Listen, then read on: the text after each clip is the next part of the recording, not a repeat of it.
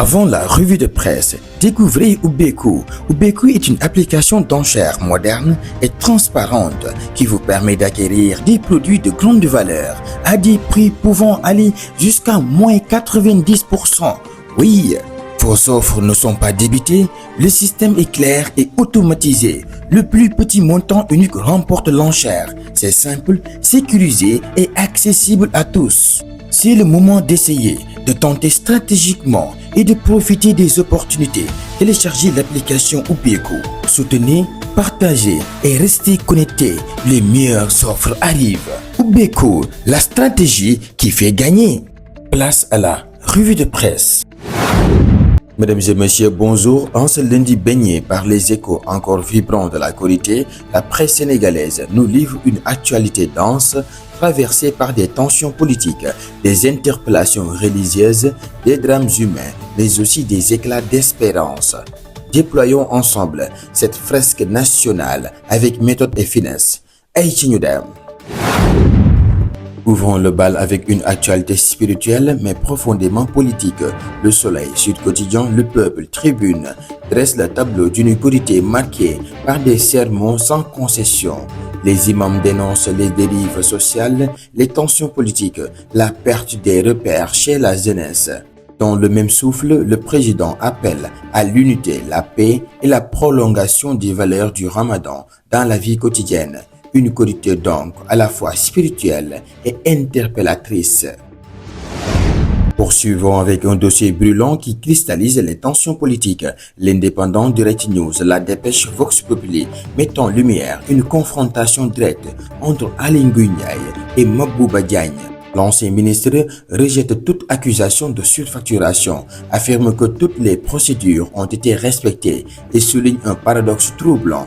L'avenant contesté a été signé par l'actuel ministre lui-même. En filigrane, une question lourde, sommes-nous face à un conflit technique ou politique? Transition délicate mais incontournable. Enquête Les Échos, Yor, Wolf Quotidien évoque un bras de fer diplomatique entre le Sénégal et certains partenaires occidentaux. La Wallonie menace de suspendre ses financements. Le Premier ministre répond avec fermeté: nous n'avons pas besoin de leur argent. Un moment charnière où se confrontent valeurs sociétales, souveraineté nationale, réalités économiques.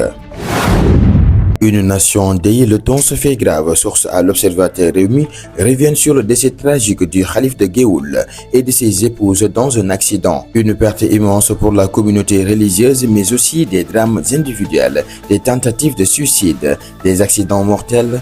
Une actualité qui nous rappelle que, avec brutalité, la fragilité de la vie humaine. Sud Quotidien Libération évoque la situation en Casamance et les opérations contre les trafics illicites. Le message est clair, aucune zone ne sera abandonnée. Mais en parallèle, la presse souligne une justice jugée lente, des dossiers en attente, une confiance populaire fragilisée.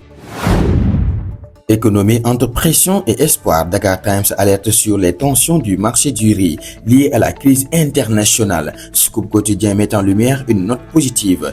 10 jeunes Sénégalais financés par la Tenue Elumelu Foundation. Terminons par une note vibrante. Record, Wolf Quotidien, Point Actu Sport célèbre la performance exceptionnelle de Salih Sarr, médaillé mondial, mais aussi la bataille juridique autour du titre continental du Sénégal. Et là, une vérité frappe comme un tambour. Les titres se gagnent sur le terrain, mais se défendent aussi dans les bureaux. Enfin, mesdames et messieurs, ce lundi 23 mars 2026 nous laisse une image saisissante. Un Sénégal qui prie, un Sénégal qui débat, un Sénégal qui résiste, un Sénégal qui espère. Entre sermons religieux et décisions politiques, entre drames humains et exploits sportifs, une exigence demeure. Rester debout sans se perdre. Oui, le chemin est complexe. Oui, les tensions sont réelles, mais comme un murmure qui traverse toute cette actualité. La souveraineté n'a de sens que si elle protège, et la liberté n'a de valeur que si elle rassemble. Le Sénégal avance partout, dans le tumulte, mais toujours avec dignité. Que Dieu protège le Sénégal.